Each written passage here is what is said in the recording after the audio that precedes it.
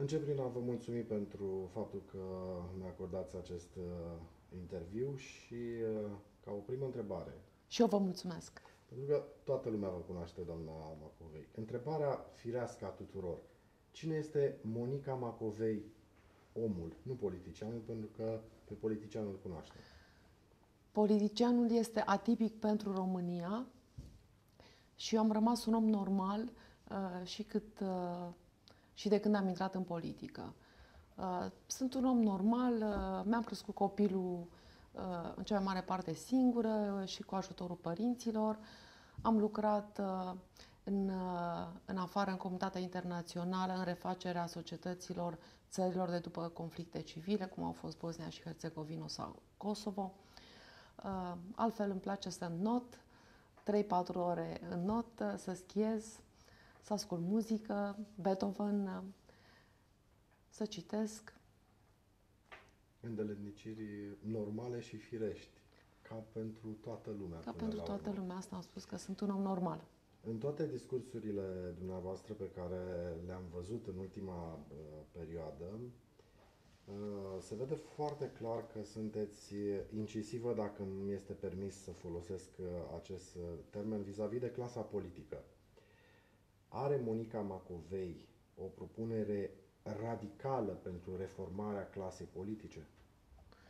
Din 2005, de când am devenit ministru al Justiției, eu vorbesc despre reformarea clasei politice. Nu e prima oară acum. Acum, după 25 de ani în care toate partidele politice au fost la putere în toate combinațiile posibile și România a ajuns aici unde este, cu o educație proastă, făcând excepție copii olimpici și profesorilor, dar asta pentru că așa sunt ei, sistemul de educație nu e bun. Putem să dezvoltăm acest subiect, cu o sănătate iarăși la pământ, din care doctorii pleacă, medicamente în spitale nu sunt, cu birocrație foarte mare, cu politizarea și a sănătății și a învățământului, de pildă, de câte ori se schimbă puterea, partidul, guvernul, se schimbă directorii de școală sau de spitale sau de diverse alte agenții. Deci suntem cu o clasă politică care ne-a arătat în 25 de ani că face afaceri transpartinice, că nu-i pasă de oameni, de popor, o clasă politică care ne fură, ne minte, care e șmecheră, de multe ori se vorbește golănește și cu, cum să zic, glumițe și se minte tot timpul. Ca dovadă, afacerea Microsoft din ultimele zile, în care vedem... Este un scandal uriaș în care este implicată clasa politică din toată. România. Asta dovedește 9 foști miniștri din 4 guverne. Deci se duc la televizor, probabil acolo au dispute pe principii, pe nu știu pe ce, și după aceea ei își dau mână și fac afaceri împreună. Se fură din banii românilor, pentru că asta înseamnă hoție din banii publici, spălare de bani, evaziune fiscală. Avem 70 de miliarde de euro pe an evaziune fiscală. Ce face ANAF-ul? Ce face Ministerul de Finanțe? Revin la întrebare. Ce propuneți concret pentru reformarea acestei clase politice, care de 25 de ani, fiecare dintre noi, românii, am observat că nu a fost în regulă, indiferent de guvernele care s-au succedat? De asta candidez. Candidez din revoltă față de momentul în care am ajuns, văzând și candidații care s-au înscris pentru cursa, pentru funcția de președinte, am luat decizia de a candida. Este un început. Dacă președintele este altfel decât toți ceilalți din clasa politică, și aici vreau să spun că alegerea e simplă. Ai un candidat onest, cinstit, niciodată nu a furat, totdeauna am făcut ce am spus, am fost determinată, hotărâtă, de multe ori mai puternică decât bărbații. În guvern se striga la mine să semnez acte ilegale și refuzam. Zic, degeaba strigați, că și dacă strigați, tot ilegal rămâne. E un început. Și președintele este un model pentru clasa politică și pentru țară și trebuie să fie un model. Într-adevăr, este un început și președintele trebuie să fie, primul om în stat trebuie să fie într-adevăr reprezentativ pentru români. Și am o viziune pentru România pe care chiar am lansat-o și este publicată pe site. E normal ca președintele să aibă o viziune pentru țara lui pe 5 ani, pe 10 ani, unde vrea să ducă țara. Nu poți să o duci singur. Și ca atare voi lucra cu Guvernul și cu Parlamentul. Dar și O aici... să ne referim imediat Păi m-ați întrebat cum vreau să schimb clasa asta. politică. Le voi cere, le voi pune programul pe masă și le voi cere să facă aceste lucruri. În educație, în sănătate, în birocrație, în economie, în primul rând, economie liberă, antreprenoriatul, investiții străine, legi previzibile care să nu se schimbe toată ziua, codul fiscal care se schimbă. Cine vine să investească o grămadă de bani aici, ca a doua zi să-i se schimbe legislația și să se trezească că planul pe care și l-a făcut de afaceri nu mai este funcțional și poate că trebuie să ducă în altă parte. Și din cauza asta mulți nici nu mai vin decât să vină și să plece foarte repede. Afirmați cu fiecare ocazie că sunteți singurul candidat care îl poate învinge pe Victor Ponta. Da. De ce sunteți singura?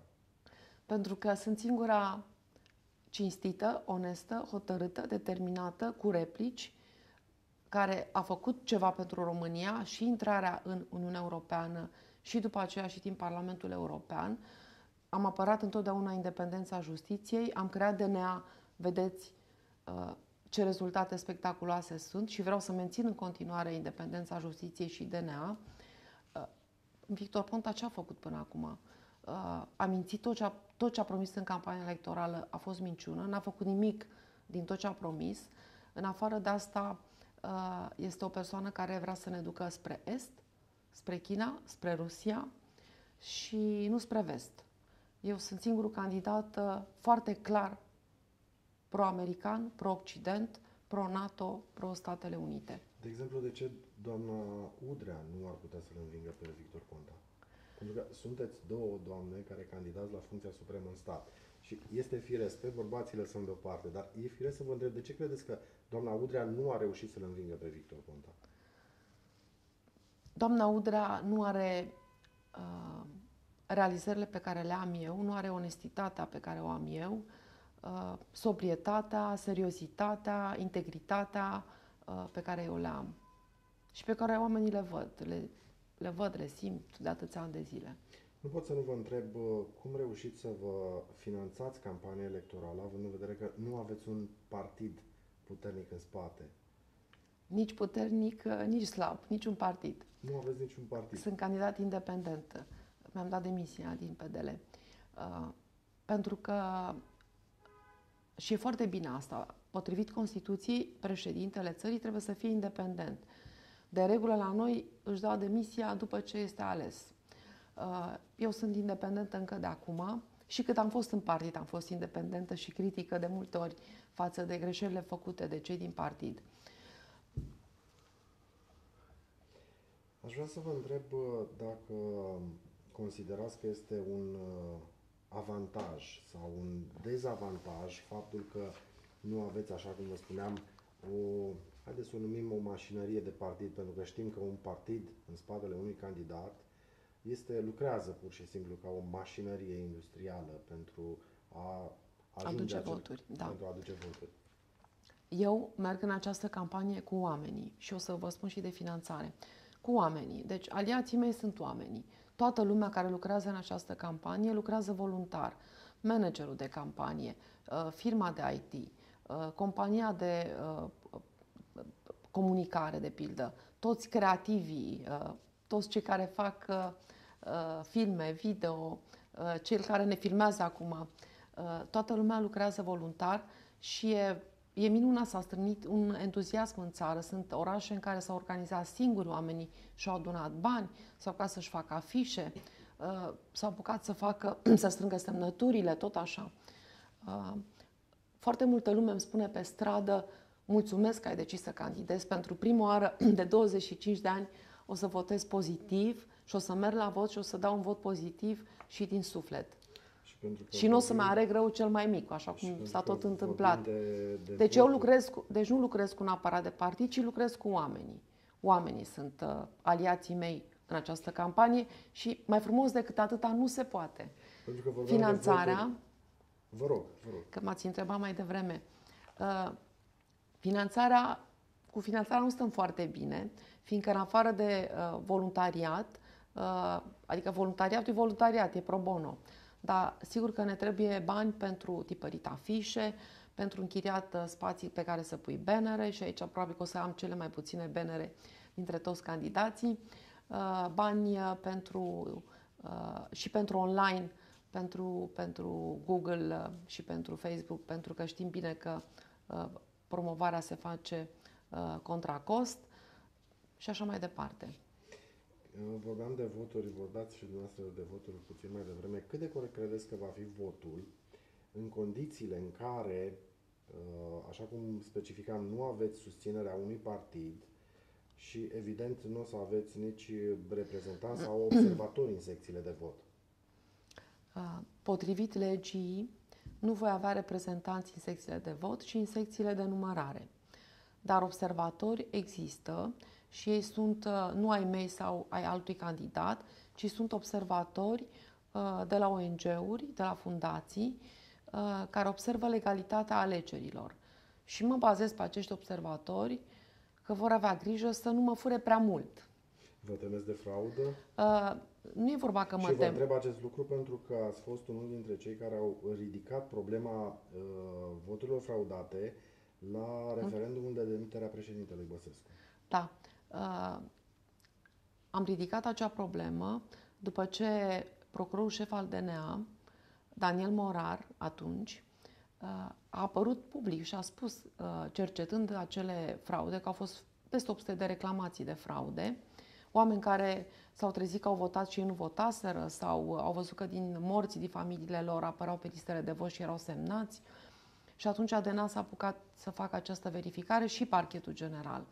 Și s-a avansat această cifră de 1,5 milioane de voturi fraudate, chiar de către procurorul șef al DNA. Doamna Macovei, s-a vorbit de-a lungul timpului... Și aș mai vrea să adaug ceva. De atunci sunt 5 condamnări deja definitive pentru fraudare la referendumul din 2012 și dosarul lui Dragnea, inculpatul lui Dragnea, care din păcate e și ministru în guvern, că nu știu de ce trebuie să păstrezi un inculpat ministru, și este și președintele, șeful de campanie al PSD. Deci cel acuzat și trimis în judecată pentru fraudă. Nu i s-a terminat procesul. Deci dovezi concrete, obiective există de fraudă. Avem deja, repet, 5 condamnări cu președinți de secții de votare condamnați. Dar să vă spun ceva, nu mi-e frică. Știu că e posibil să se fraudeze. Cu toate acestea, merg înainte. Să sperăm că vor frauda mai puțin, poate le e frică și nu voi imputa frauda dacă nu câștig. Nu merg pe ideea asta. De asemenea, cred că va conta scorul, vor conta exit poll-urile și atunci va fi foarte urât să fie o mare diferență între exit poll și sondajele dinainte de vot și rezultatul la numărătoare. Vom vedea cu siguranță. Nu pot să nu vă Era o vorbă, nu puteți voi fura cât putem noi vota. Da, așa este. S-a vorbit de-a lungul timpului despre trecutul dumneavoastră de procuror comunist. Este o emblemă pe care unii moderatori de televiziune sau chiar anumite televiziuni Antena 3, ca să spunem direct. Aveți să vă reproșați ceva din acest punct de vedere? Credeți că electoratul va avea reticență în a vă vota din cauza acestor Poate cei care se uită de ani de zile la Antena 3 și nu filtrează informațiile s-ar putea. Altfel nu. Niciodată nu mi-am ascuns nicio parte din CV sau din trecutul meu. Se știe din anii 90 că am fost procuror înainte și, de asemenea, când am făcut drepturile omului, am câștigat peste 20 de cazuri la Curtea Europeană pentru Drepturile Omului pentru reclamanți români împotriva Guvernului României. Oameni bătuți de poliție, jurnaliști condamnați și alte exemple, pe proprietate, de pildă. Și tot ca procuror, în anii 90, de pildă, 3-5 iunie, când a fost mineriada, când au venit minerii la București. Lume, de fapt și acum, dar și în acea perioadă, foarte multă lume v-a acuzat pentru ce s-a întâmplat. Atunci? Nu, acum când candidez. Acum, da. De asta spun că ați anchetat că atât, asta vreau să spun. Deci, toată lumea știe că am fost procuror și acum brusc a devenit o mare problemă. În 90 Am fost în grupul de procurori din București, care au fost chemați, duși la unitatea militară din Măgurele, unde fusese răduși cei ridicați demonstranții din piața universității, și am fost singura care am refuzat să dau mandate de arestare. M-au trimis pe mine acasă, au arestat alți procurori. Apoi lucrurile s-au schimbat, că așa e viața. Peste 2 ani, în 92, am devenit șefă de birou la parchetul de lângă Tribunalul București și la mine veneau soluțiile pentru confirmare date de acești procurori care arestaseră. Și, practic, vroiau să nu-i declare nevinovați pe acei demonstranți, care erau nevinovați penal.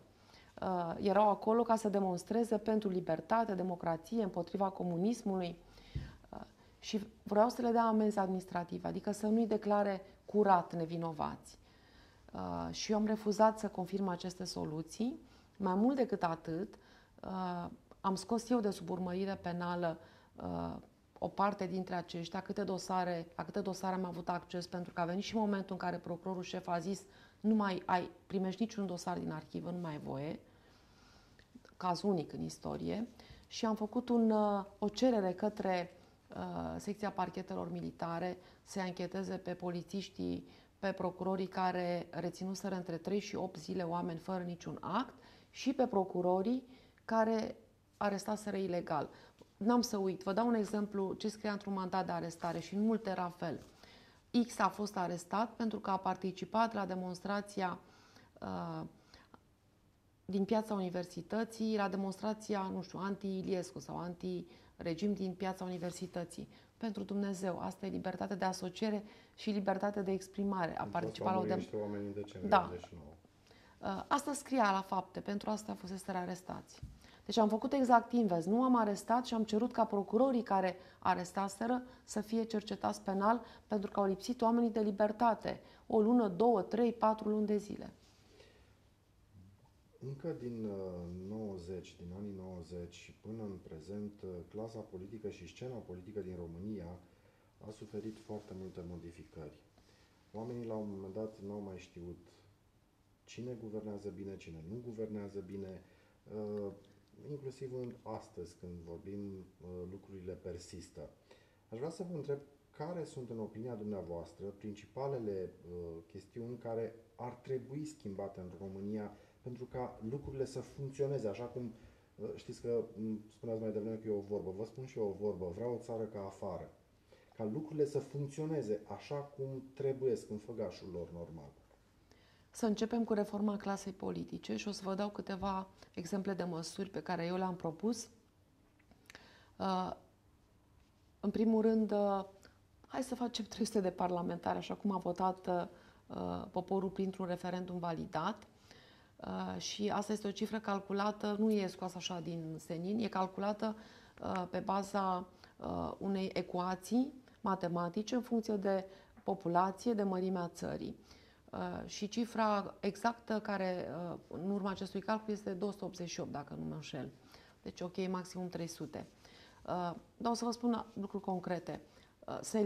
Să eliminăm imunitatea parlamentarilor, miniștrilor și a președintelui. Astăzi, în România, adică de 25 de ani în România, parlamentarii, miniștrii și președintele au imunitate și pentru fapte penale. Nu. Trebuie să aibă numai pentru opiniile politice, nu pentru fapte penale.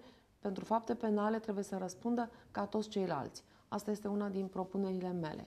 Mai departe, Parlamentul este supradimensionat și cheltuie foarte mulți bani.